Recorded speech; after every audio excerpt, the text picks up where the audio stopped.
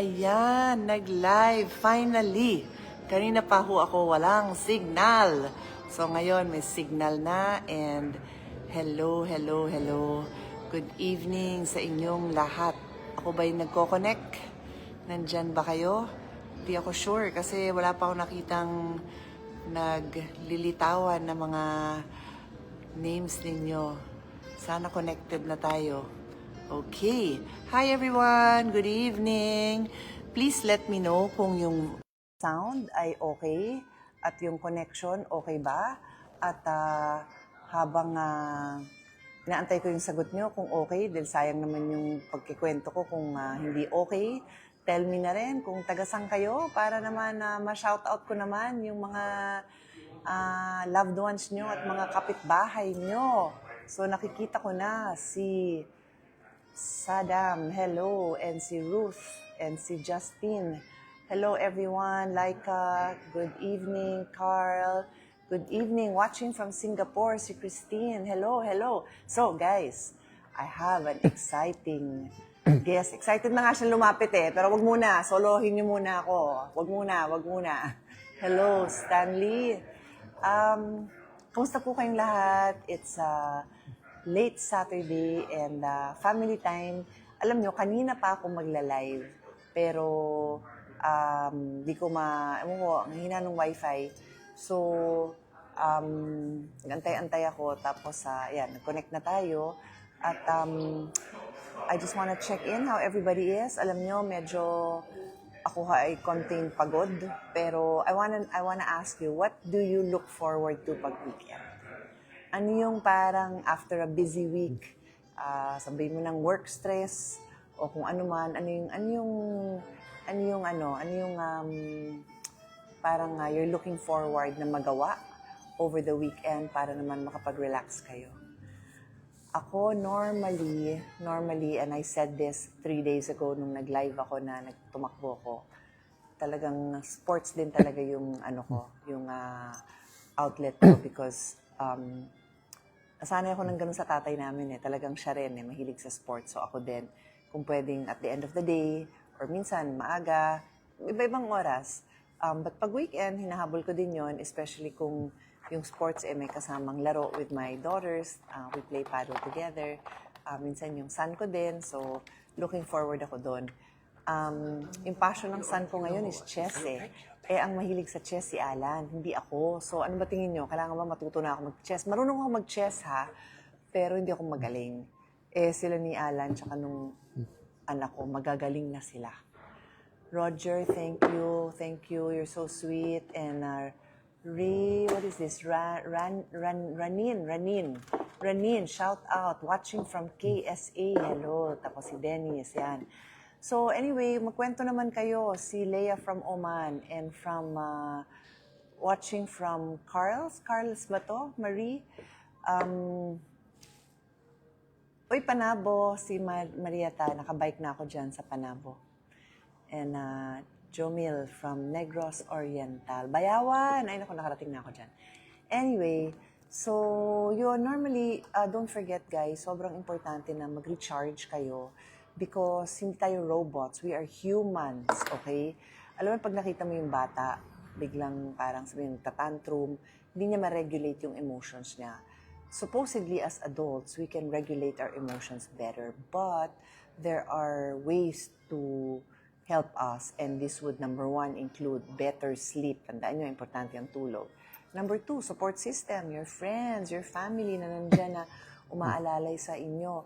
You know, we all go through different things. There was a time in our life, kami ng family ko, may sakit yung daddy namin, nasa ospital, alam namin malubha, mabigat yun. So kaming buong pamilya, nagtutulungan. And then, before that, yung anak ko naman na nagkasakit, na malubha yung kanyang sakit, he had trisomy 13, which is a incurable condition. Namatay po siya sa ospital. Ang support ko din talaga is yung family ko. So, we all have different stressors. Could be work, could be family, could be love life. But we need to know how to cope. And yun nga, yung when you exercise, nagbibigay yan sa'yo ng happy hormones. Kaya masarap din talaga yung nag-exercise Masarap talaga yan. Walking, running, not only nakakabuti sa inyong katawan, pero nakakabuti din sa inyong pag-iisip. So, yan ang aking tip. But, minsan, magtataka ka rin na parang sobra naman. Kasi, napansin ko nga, okay, ito yung topic of the day before ko tawagin ang ating special guest. Hulaan niya kung sino yung special guest. Hulaan niyo na. Pero time out. NN, hello from Cebu. Kamusta na mo tanan sa Cebu? I hope maybe in 2 weeks makabisita ko sa Cebu soon. Hana, sana nga magkita rin kita personally. Taga Bohol, si Asteria. So anyway, I was saying guys na nalaman ko na pati na pala ang aking tono ng boses pinagdidiskitahan. And I don't mind. Guys, hindi ako singer. Wala talaga akong boses. Kaya kung maghahanap ka ng campaign na kumanta ako, wala ho kayong makikita. Dahil hindi ko ho talent yung pagkakanta. So, yung pagmomodulate ng boses, hindi ko din po talent yun. Pasensya na po. I respect people's crafts, no? Whether ikaw ay artist sa larangan ng music, ikaw ay artist sa larangan ng acting, artist sa larangan ng painting, I respect it. And wala akong karapatan na husgahan kayo sa craft ninyo. Ako naman, isang abogado. So, sanay ako na ang nature ng work ng lawyer is you know the law, and then you will use that law to protect the rights. Pag private practitioner ka, the rights of your client. In my case, as a senator, I make laws, no? And in this case, meron tayong impeachment, so I am doing my best, to the best of my ability, to be an impartial judge and to share my knowledge as a lawyer. So kung hindi nyo nagugustuhan yung pagpapaliwanag ko, karapatan nyo naman po yun.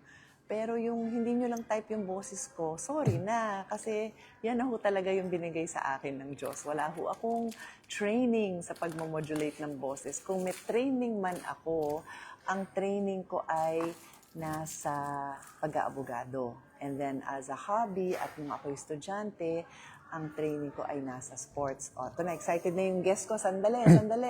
So, ito lang, may nagsasabi daw, arrogant ako. Hindi po ako arrogant. There are times na masungit ako. There are times na impatient ako. Pero yung sabihin mo nyo na nag-share ako ng knowledge ko of the law, hindi po arrogance yun.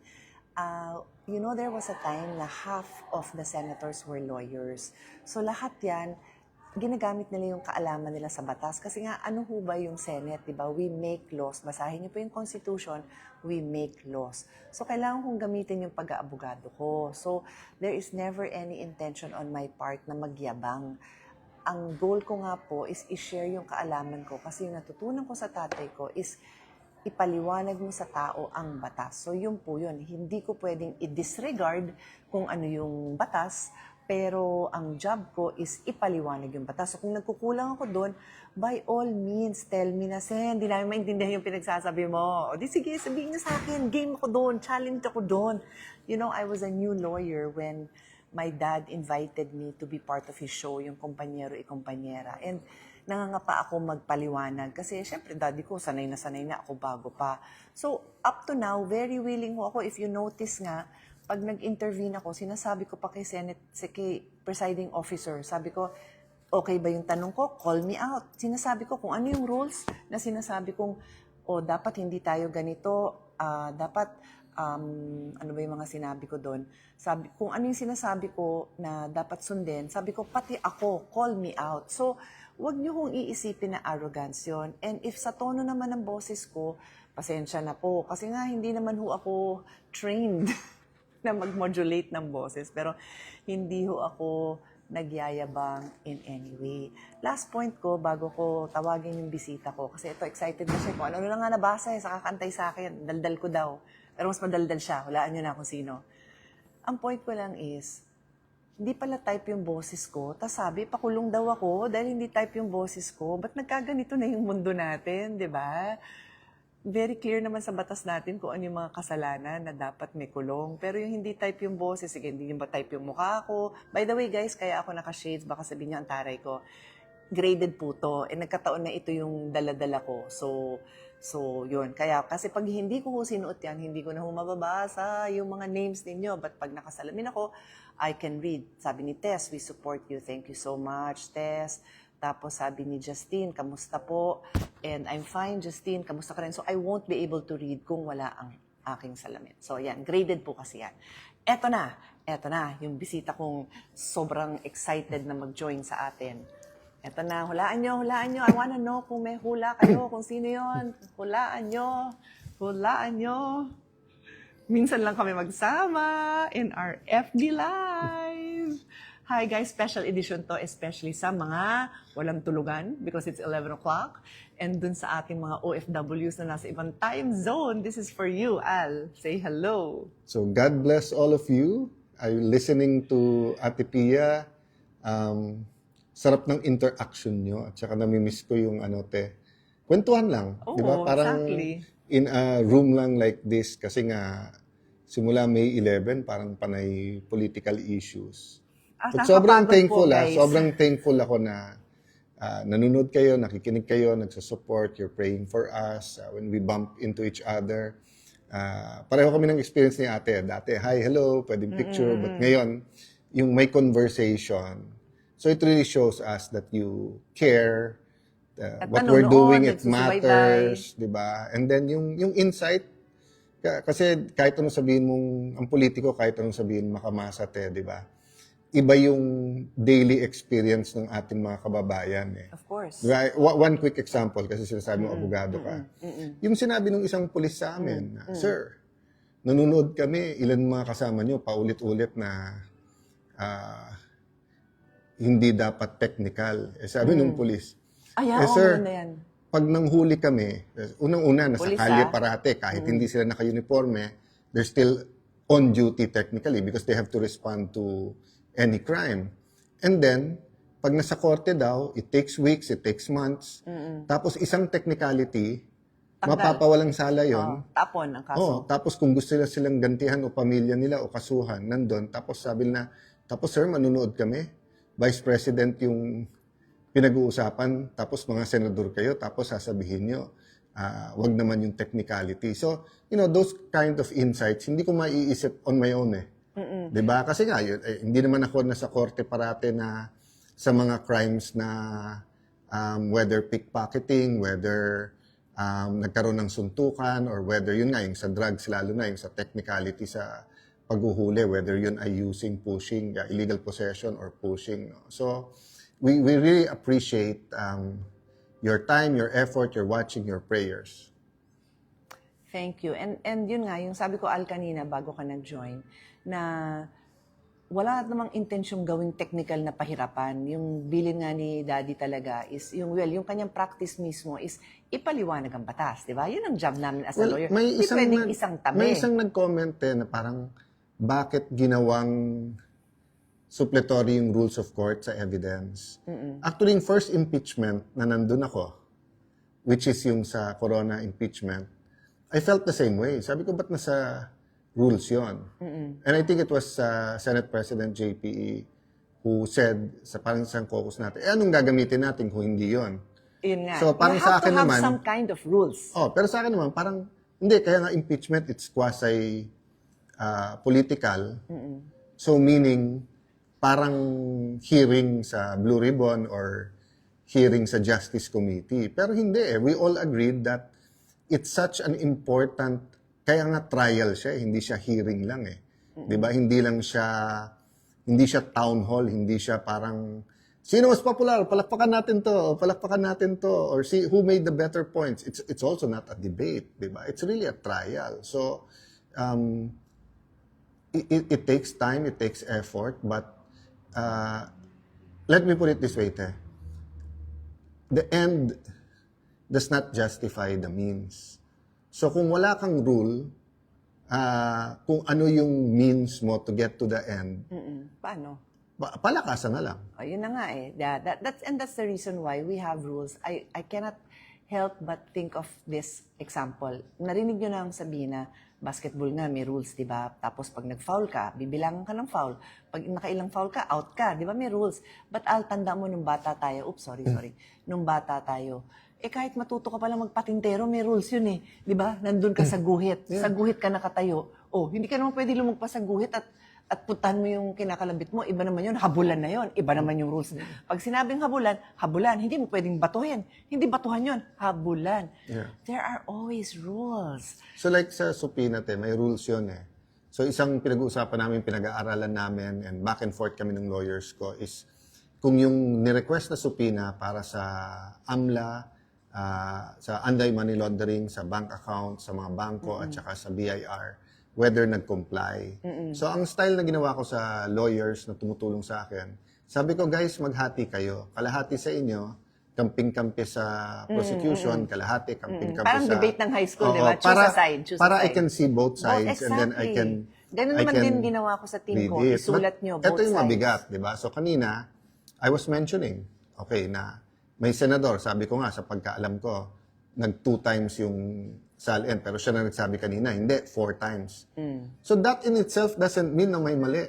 Oo nga. That in itself doesn't mean na may i-declare mo nga di ba? So I was making the point, but halimbawa, hindi ko siya gusto.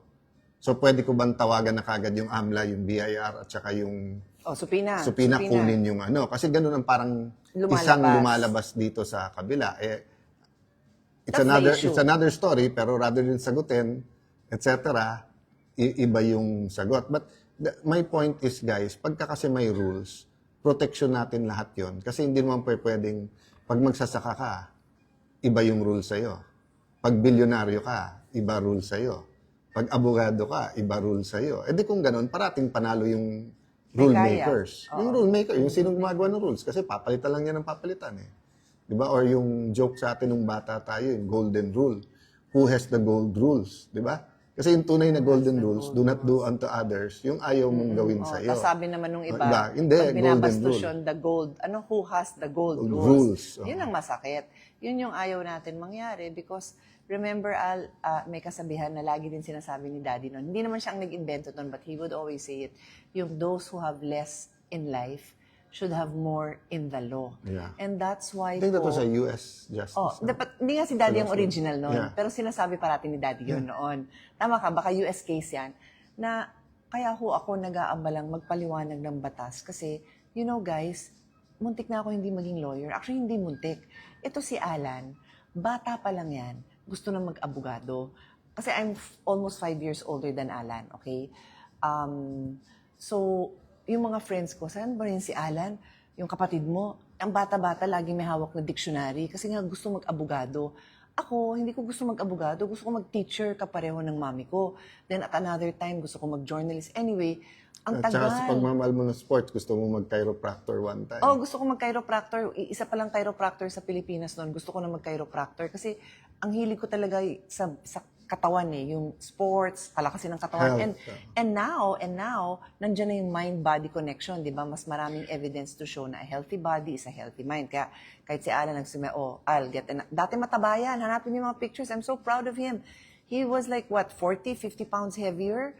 He looked 20 years older, 20 years ago.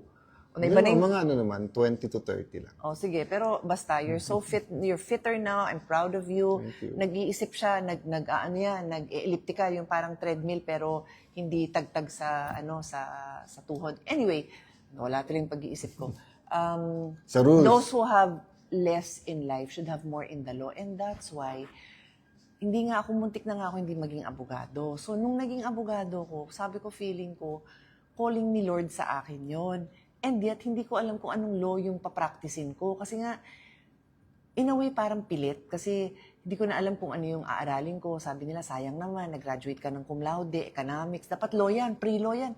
Ewan mo ko hilig. Parang but napunta ako doon, then awa naman ng Diyos, magaganda naman grades ko, pumasa naman ako, nag-graduate ako with honors. So sabi ko, ano bang law gagawin ko? I did, because ang tatay namin was a lawyer and a practitioner sa law office. Sabi niya, you have to work in a law office para yung tuloy-tuloy, para ka nagma-masters, tuloy-tuloy yung training mo. Didikdikin ka talaga, pero Kumbaga sa grabe Dr. yung Al, training. para ka nagre-residente. Oo. Balik ka pa, aral-aral. So I did that, not knowing na ang calling ko pala is to become a senator. Hindi ko po alam yun. Hindi ko po alam Walang yun. may Wala alam akong sa atin. balak. Wala. So that's why now that I'm here, I really take my job seriously. And if you look at my track record, sabi nga nung isa, ang yabang mo, hindi ho ako mayabang. But it's my job. It is my God-given job to share whatever talent I have. May mas magaling sa akin magpaliwanag, I'm sure. May mas matalino sa akin, I'm sure din.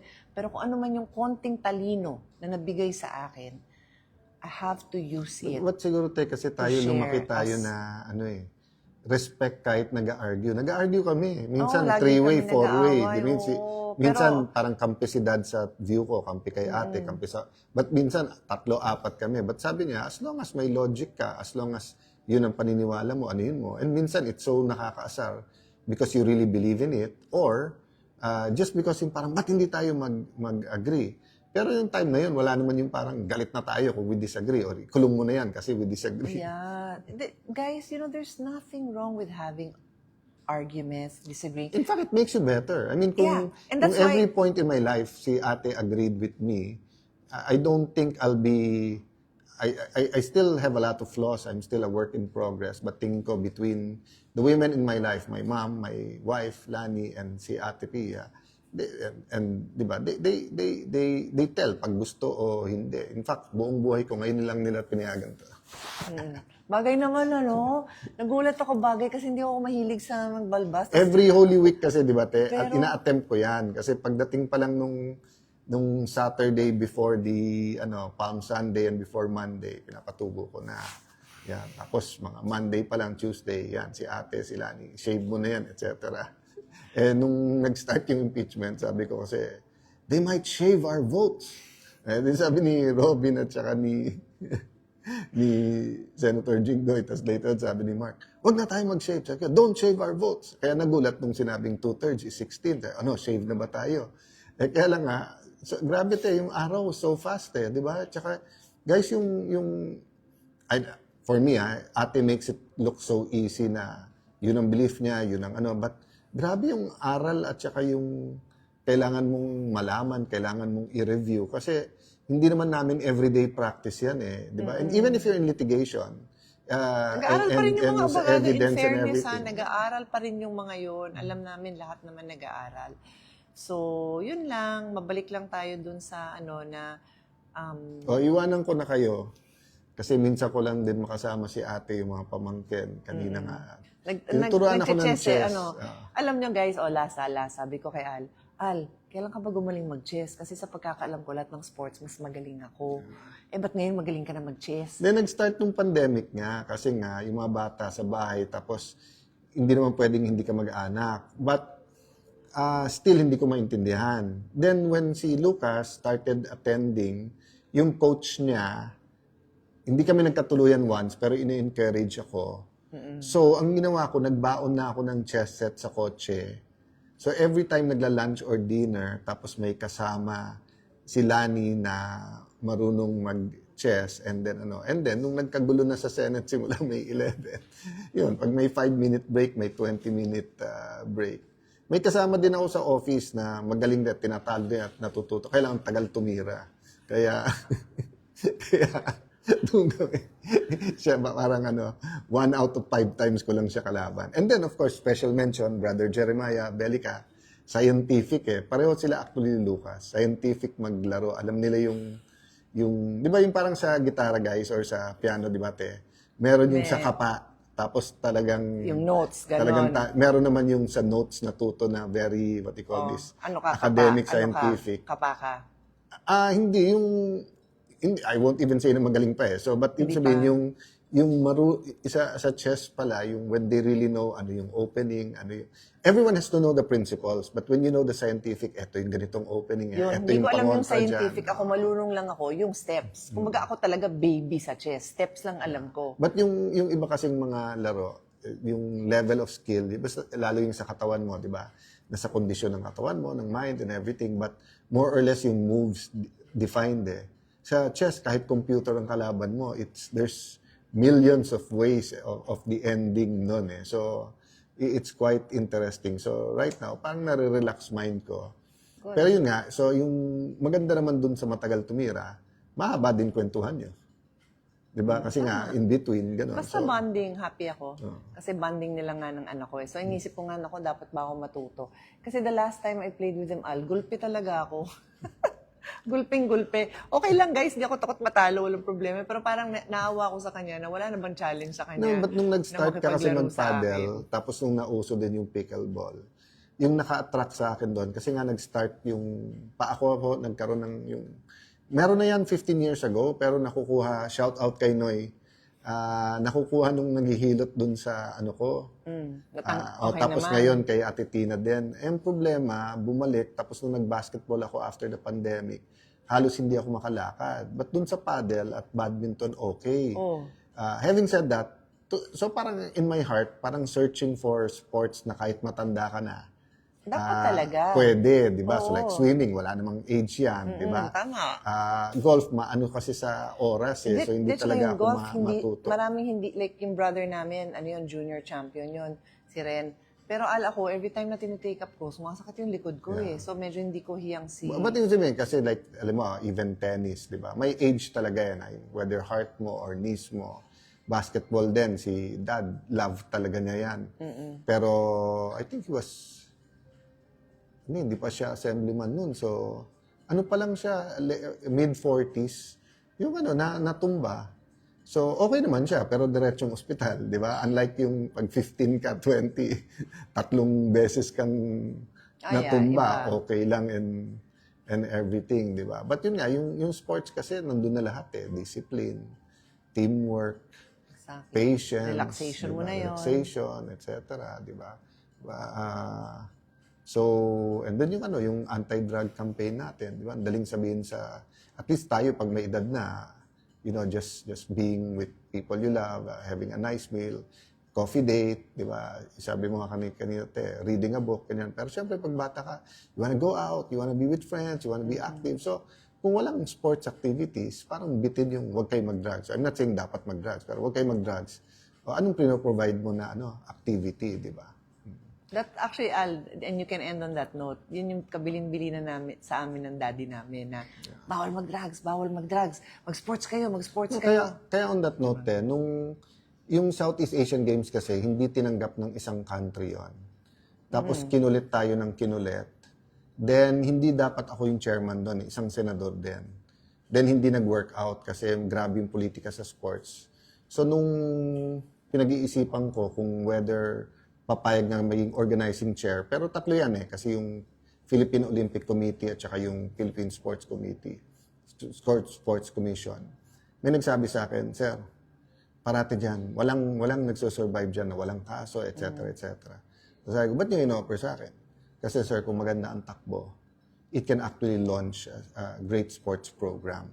And the reality is, di ba, since ginunto ang alay, parang naglag and kasi dati yung sports na sa DepEd din, tapos less crowded yung school, so bawat school may basketball court, may track and field. Like sa Taguig dati may mga baseball field. Now we have a world-class one, but dati basta't bakante, may naglalaro dyan. So maraming magagaling sa Taguig sa baseball before, pero nawala yun nung nawalan yung mga lupa. Ganun din sa football, di ba? You have places like Bacolod, Iloilo, na napaka-popular, they have football fields, but yung iba, ngayon na lang na, kasi more basketball nation tayo, but my point is, yung walang talo sa sports eh. So now, I mean, from the time I ran for speaker until now, may issues kayo, but it's worth it, di ba? And actually, si ate ang unang nagtanong sa akin nun, bakit ikaw?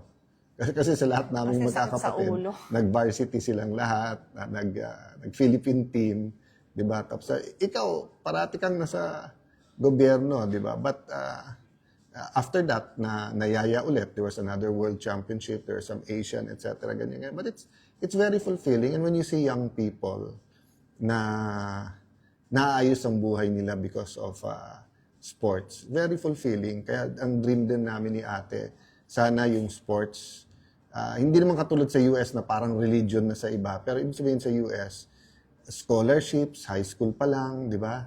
Yung, yung endorsements, di ba? Yung, talagang sa atin, yung endorsements na sa online gaming eh.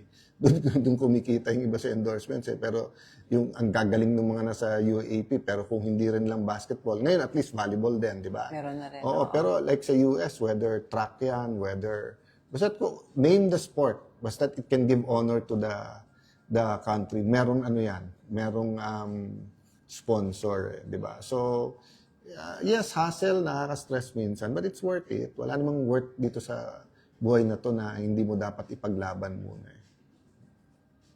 Okay, Paalam ka good na. night. O sige, good night. Night. Sige. Malapit na mag-good morning eh. Magkikwento pa ako sa inyo ng konti.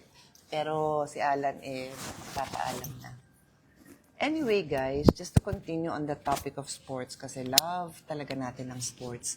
Yung nabanggit na rin ni Alan yung sa Southeast Asian Games, di ba? 2019, that's when we hosted it. And nag-champion tayo, let's not forget. Doon din napakita yung galing ng napakaraming Pilipino. And kung di ako nagkakamali, Carlos Yulo, I'm not sure kung first Southeast Asian Games niya yon, pero may mga pictures ako, hanapin ko lahat yon. Al, tatawagan kita, huwag ka matulog. Okay. Baka maya pa yan matutulog eh, pero mabuti nang paalala ko na huwag siyang matulog. Naalala ko may pictures ako doon with Carlos Yulo. And then yung kapatid niya si Eldrew nandun, nag-handstand pa doon. Ewan ko kung ilang taon lang si Eldrew nun. It's 7 years ago, so maybe he was 11? Basta ang bata pa niya. And then, of course, si EJ Obiena was there. I'm not sure kung Olympian na siya noon. Di pa yata. Ang dami nating athletes na di naman yung na-discover kasi magagaling na sila, obviously. Di naman sila maging Southeast Asian Game participant and medalist kung hindi sila magaling. But it really supported their growth in their career kasi for an athlete, kailangan mo ng training and then kailangan mo ng competition. So, it really breaks my heart pagka yung konting nagagawa natin for sports, parang nilalagyan pa ng dungis kasi there's so much more that we need to do in sports and it's a long way to go. Facilities, I'm so proud na ang dami ko hong naitulong sa, baka sabihin nagyayabang na naman ako, kaya hindi naman ako makwento sa mga nagagawa ko, pero nagtatanong yung iba, may nabasa akong news article na very on point na bakit daw grabe tayo makasalubong ng mga nagcha-champion sa atin, di ba, pabongga, pagsalubong, and they deserve it, they deserve that salubong, pero ano ba daw naman ang ginawa natin to support them nung sila ay nagka-training pa lang, nung walang-wala pa sila. And guys, with all humility, that is my passion and my advocacy. Hindi ho ako talent scout. Hindi ko rin ho yun. But because I work with so many coaches and so many national sports associations, aware ako, tapos nagre-request sila sa akin ng support, hanggat kayang ibigay, binibigay po natin.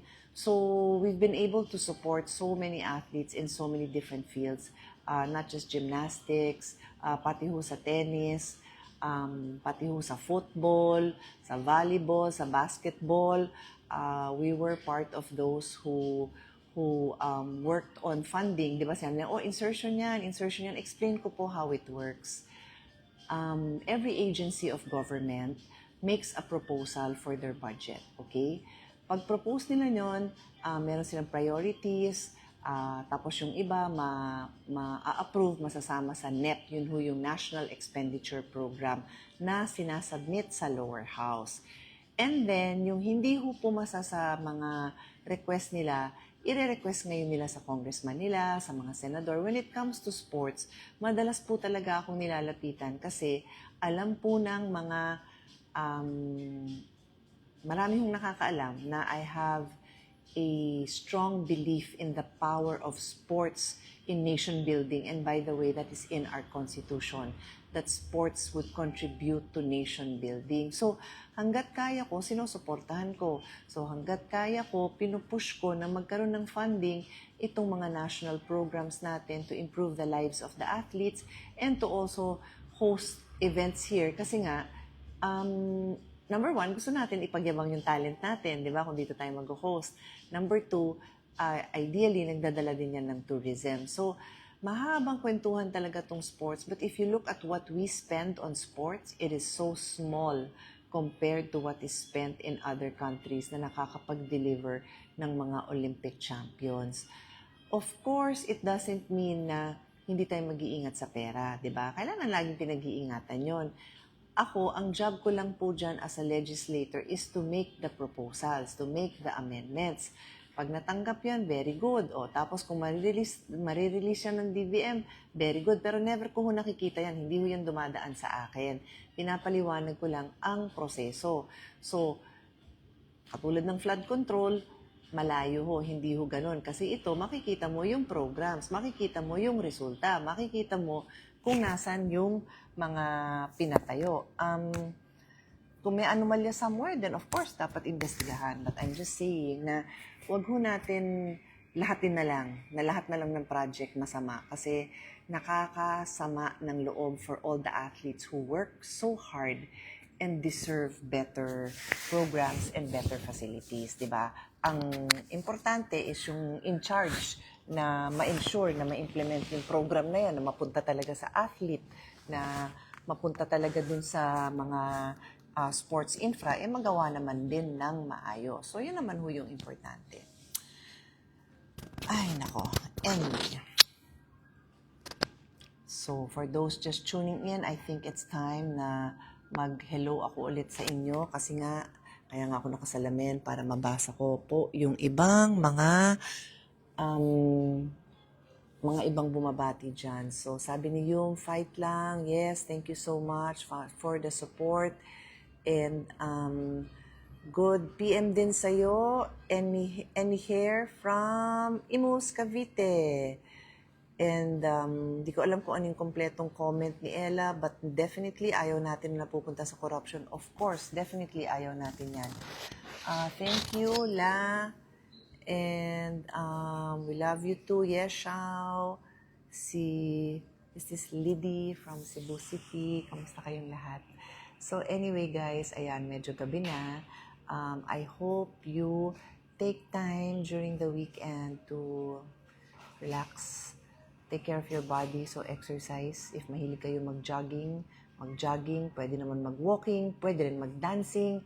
Hindi nyo rin ho ako makikita mag-dancing dahil wala rin akong talent dyan. Pero maybe one day, pag nakahanap tayo ng magaling na magtuturo, baka mag-improve yung ibang skills natin. Meron akong skills na magaling ako, meron din akong skills na hindi po ako talaga magaling. Kaya, kanya-kanya ho tayong talent. Anyway, God bless you all. Have a wonderful evening. Don't forget to tell your loved ones that you love them. Don't forget to be more patient as I also try my best to be patient. Find hobbies that bring you joy, that bring you peace. And, sige, last bate, Kathy from California. Thank you for the prayers. At, kay JC, Justin, Fe, kay Jeffany, ayan, kay Lorna. Sige, ingat po kayong lahat. Good night.